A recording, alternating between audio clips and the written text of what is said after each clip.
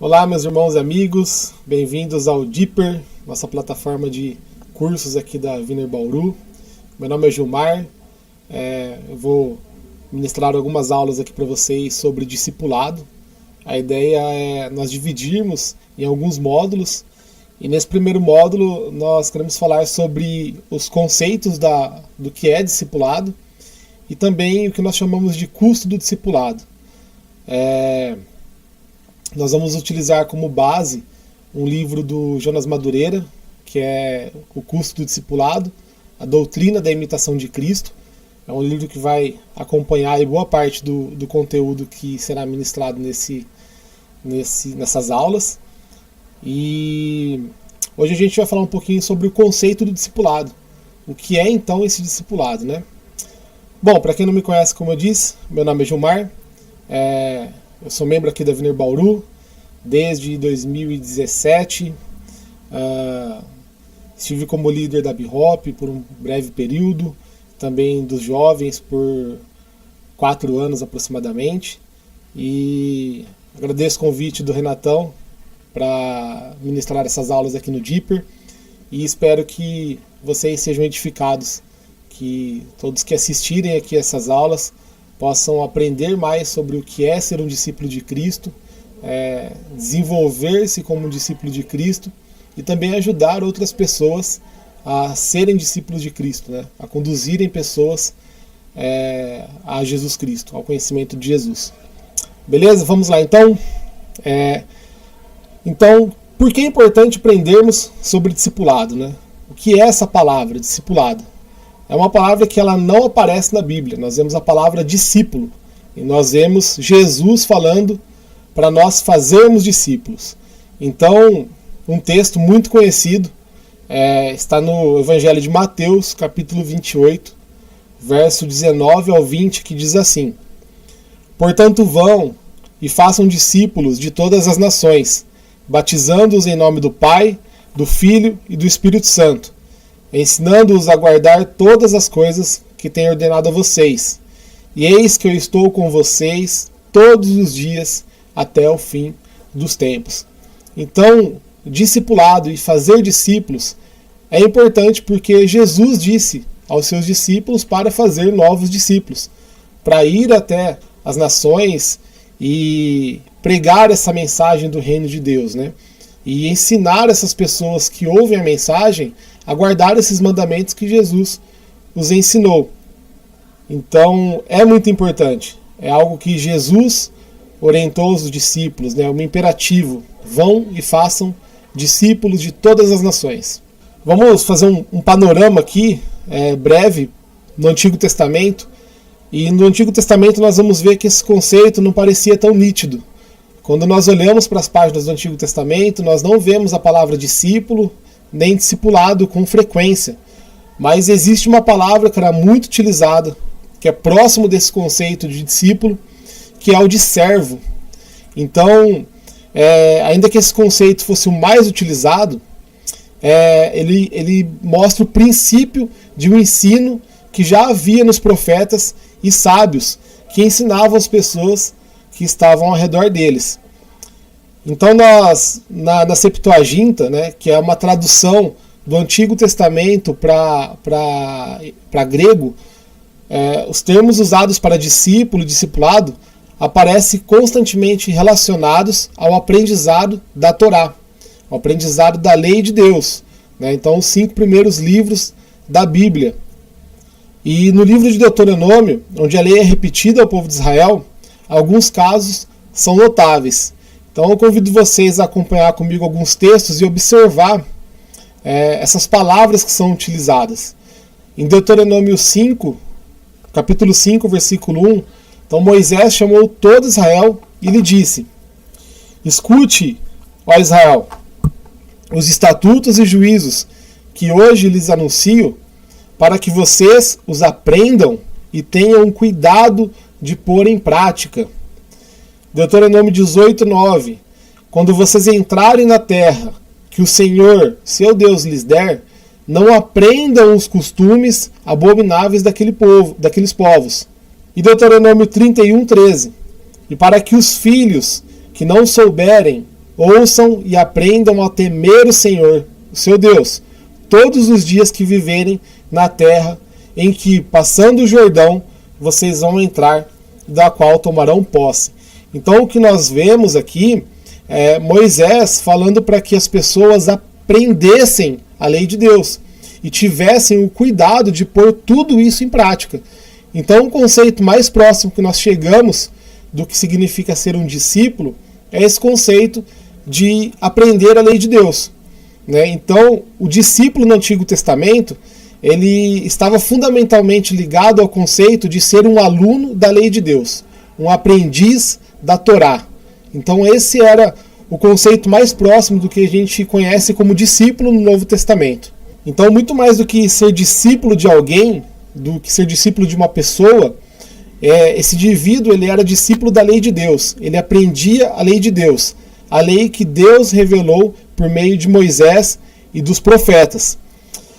Entretanto, obviamente que existe um sentido onde podia-se ter algum discípulo, né? Nós olhamos no livro de 1 Crônicas, capítulo 25, verso 8, diz assim: lançaram sortes para designar os deveres, tanto dos jovens como dos velhos, tanto do mestre como do discípulo. No entanto, a aprendizagem significava, acima de tudo, um aprendizado da lei. O discípulo se apropriava do conhecimento de seu mestre, acompanhando com a Torá. Então nós vemos essa dinâmica entre aqueles que são mais velhos ensinando aqueles que são mais jovens. Então esses mais velhos tinham essa figura do mestre e eles ensinavam a lei de Deus para esses que são mais jovens. E eles tinham esse aprendizado da Torá, da lei de Deus, e eles estavam também não só aprendendo de uma forma a conhecer, mas também a colocar em prática todo esse ensino da lei de Deus. Então no Antigo Testamento, basicamente é isso que nós vemos. Mais próximo do discipulado que nós vamos tratar aqui com foco no Novo Testamento, né? Essa questão do indivíduo ser um aprendiz, um discípulo da lei de Deus, e ele aprende com o mestre como colocar em prática essa lei, né?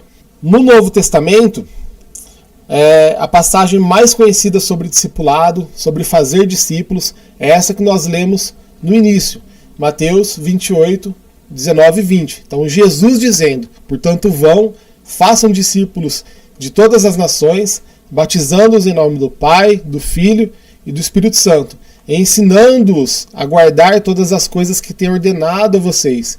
E eis que estou com vocês todos os dias até o fim dos tempos. Então a palavra que Cristo utilizou para falar aos seus discípulos foi a palavra mafétel, que segue a tradição judaica para a qual Mateus escrevia e pressupunha.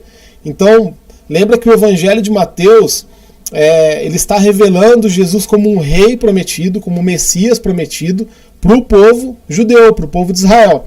Então, o público-alvo de Mateus é os judeus, é o povo de Israel, sobre as profecias acerca do Messias, acerca do rei que iria de vir. Então é muito comum nós olharmos para as páginas do Evangelho de Mateus e vermos que tem muitas referências ao que os profetas falaram sobre Jesus como o Messias prometido, como o rei que haveria de vir. Então ele está falando com os judeus. E essa palavra mafétel, no grego, ela significa nada mais que pupilo, instruído e ensinado. Ou seja, um aluno, um discípulo. Essa foi a palavra que Mateus usou quando Jesus disse: façam discípulos, né?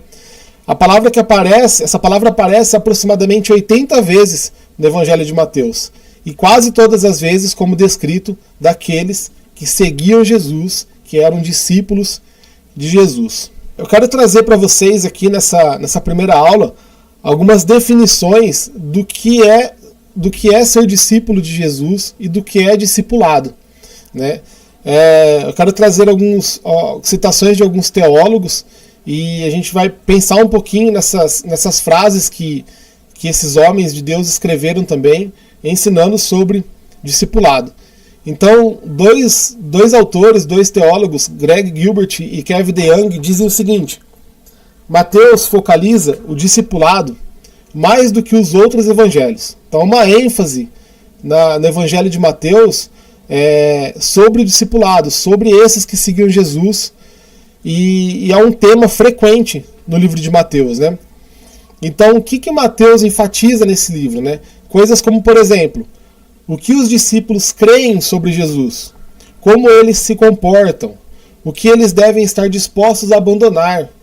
E desta forma, não é surpreendente que a grande comissão relatada por Mateus enfatize o discipulado.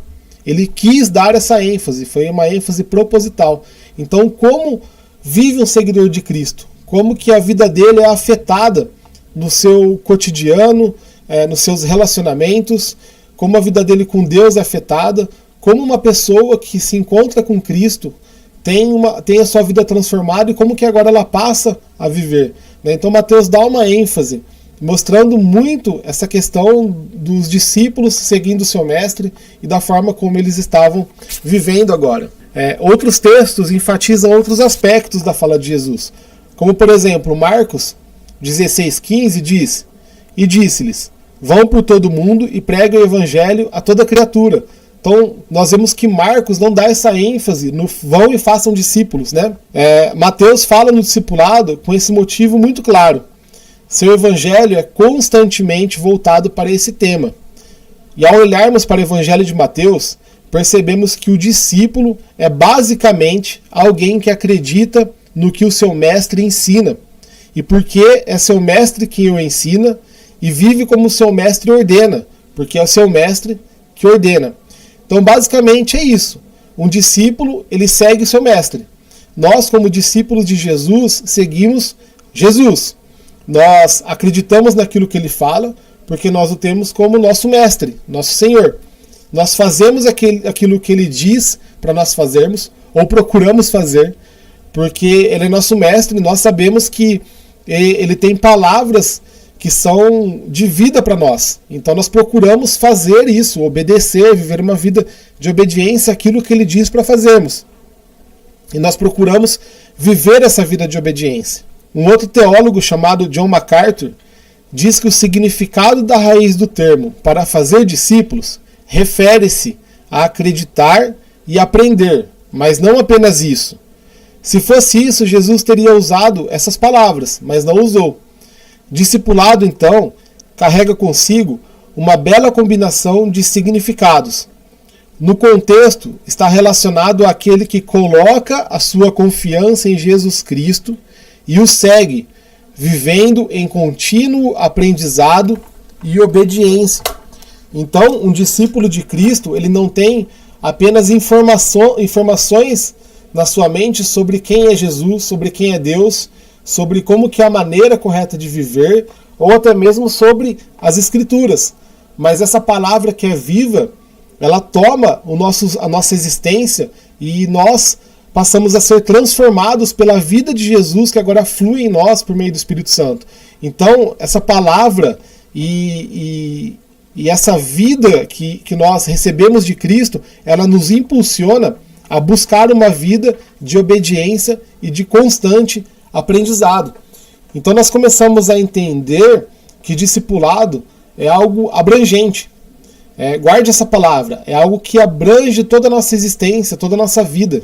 Segundo Baidoense, isso requer um renovo em nossa maneira de pensar e de agir.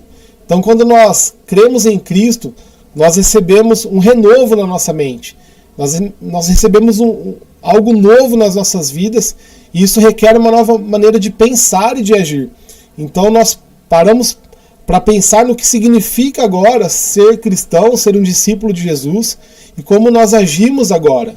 Né? Lógico que não por uma mera questão de cumprir regras, ou por uma mera questão de legalismo apenas, né? Mas porque nós somos afetados por uma revelação de quem Deus é, e isso nos impulsiona a viver de uma forma diferente, a imitar a Jesus e a buscar viver da maneira que ele viveu, seguindo os seus passos. Né? Um outro teólogo chamado William Hendrickson diz que a expressão façam discípulos põe a maior ênfase sobre o fato de que tanto a mente quanto o coração e a vontade devem ser conquistados para Deus. A mente, o coração e a vontade conquistados para Deus. Essa nova realidade a qual nós somos inseridos, né, por meio de acreditar em Cristo como Senhor e Salvador, de ter sido salvos por Deus. Essa nova realidade, ela traz uma nova forma de pensar, de falar, de agir, uma nova forma de desejar, de olhar o mundo. Então tudo isso é afetado pela revelação de quem Deus é. Um outro teólogo chamado John Albert Brudos diz que discipular uma pessoa para Cristo é trazê-la para a relação de pupilo e de mestre, tomar o seu jugo de instrução autoritativa, né? Como nós vemos em Mateus 11:29. Jesus diz para que todos aqueles que estão cansados, aflitos, sobrecarregados, venham até Ele, descansem nele e aprendam dele, que é manso e humilde de coração. E ele fala, tomem sobre si o meu jugo, que é suave, e o meu fardo, que é leve. Então é trazer essa relação de pupilo, de modo que também nós não fazemos discípulos para nós mesmos. Quando nós discipulamos alguém, e nós vamos falar mais para frente sobre isso também, nós sempre levamos a pessoa ao conhecimento de Cristo. Ela se torna um discípulo de Jesus. Não tem nada a ver conosco. Nós somos discípulos de Jesus que caminham em obediência, em conhecimento do Senhor, em desenvolvimento, mas que ao mesmo tempo também ajudam pessoas a seguir esse caminho e se tornarem discípulos de Jesus. Não tem nada a ver conosco. Tem a ver somente com uma pessoa, Jesus Cristo. Então, diante dessas citações de tantos teólogos, né, nós podemos entender que discipulado realmente não é algo limitado a uma classe, aos ensinos que são aplicados a uma pessoa que inicia na fé cristã. Embora isso faça parte, não é apenas a leitura de uma apostila, de uma revista. Ser discípulo de Cristo é algo muito mais abrangente. E nós começamos a ser discípulos de Cristo a partir do momento que nós cremos nele, que entregamos nossa vida a Ele, temos Ele agora como nosso Senhor e Salvador. Nós agora somos discípulos de Cristo e toda a nossa existência é afetada por essa nova realidade. Então o discipulado é abrangente, né? Discipulado não é algo só para jovens, não é algo só para novos convertidos, né? O discípulo de Jesus é uma pessoa que por toda a vida dela, ela vai continuar conhecendo a Cristo, aprendendo dele, colocando seus ensinamentos em prática, se desenvolvendo por toda a sua vida, até o fim dela, até nós sermos levados para a glória de Deus. Mas há um engano que foi construído, né, nas últimas décadas sobre discipulado.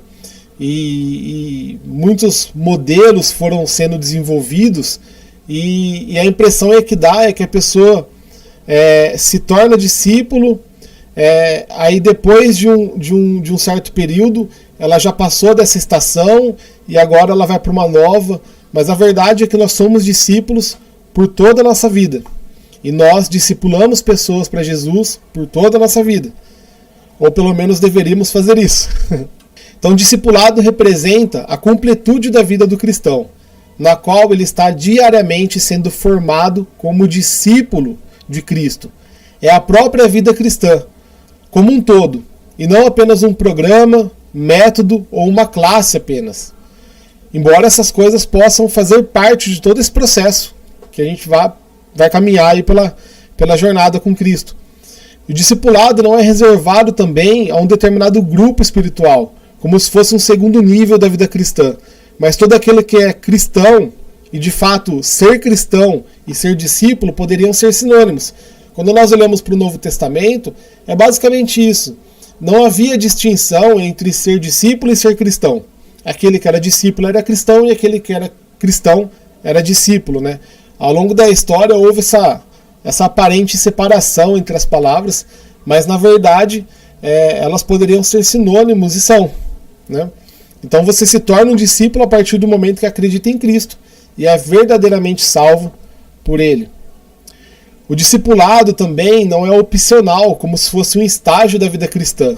Dallas Willard, ele usa uma ilustração que diz assim: o discípulo de Jesus não é um modelo de luxo, nem uma versão off-road do cristão comum, com estofados especiais, acessórios diferentes, design mais avançado e maior potência para percorrer o caminho reto e estreito. Nas páginas do Novo Testamento, o discípulo se encontra na categoria mais básica de transporte para o reino de Deus. Então, ser discípulo de Jesus não é um segundo estágio e também não é um estágio que fica para trás. Então, talvez nós nos enganamos ao chamar de discipulado os ensinos iniciais de confirmação de fé, e porém discipulado é o ato de tornar-se e continuar sendo discípulo de Cristo, imitando e crescendo em semelhança a Ele, de forma que nós somos discipulados através da pregação do Evangelho dia após dia. E meus irmãos, essa mensagem, essa preciosa mensagem do Evangelho, ela deve ser pregada para nós mesmos todos os dias. É uma mensagem que deve estar constantemente em nossas mentes. Não é a mensagem que você prega apenas para uma pessoa que não conhece a Cristo. É uma mensagem que você deve pregar para você todos os dias. Nós temos que saber quem é Deus, quem nós somos, o que Deus fez por nós e para onde agora nós estamos indo, qual é a nossa esperança. Basicamente, nós podemos usar os 4 pilares da nossa cosmovisão cristã e a metanarrativa bíblica, né? Que é a criação, a queda, a redenção e a consumação. Todo cristão precisa saber o que significa isso. Todo cristão tem que ter isso na ponta da língua. Não só preocupado em pregar para as pessoas, isso nós devemos fazer sim, mas para que essa mensagem seja real nas nossas vidas.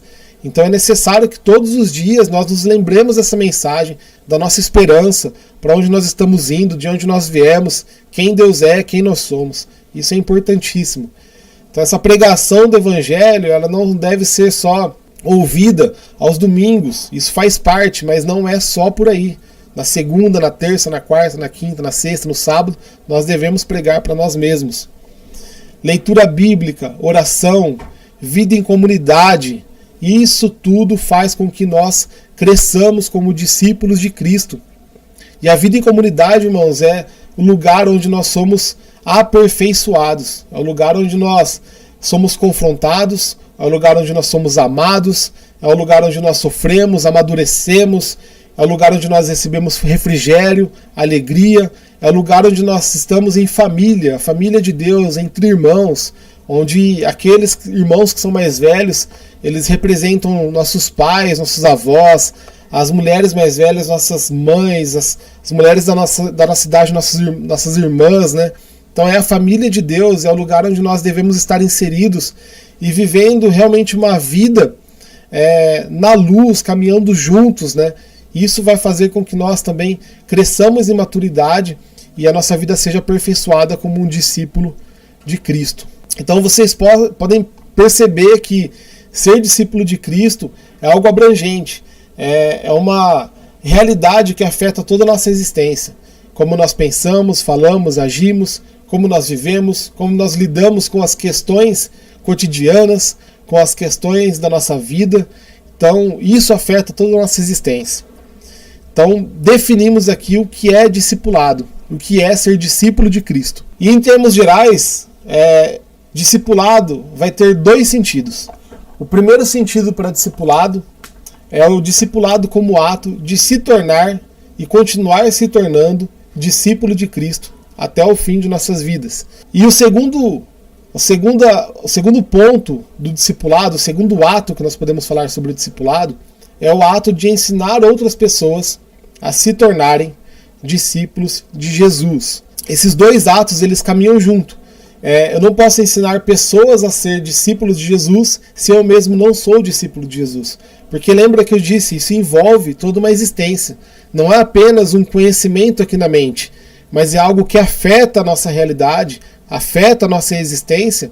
E agora sim eu entendi quem Jesus é, então eu consigo apontar o caminho para essa pessoa.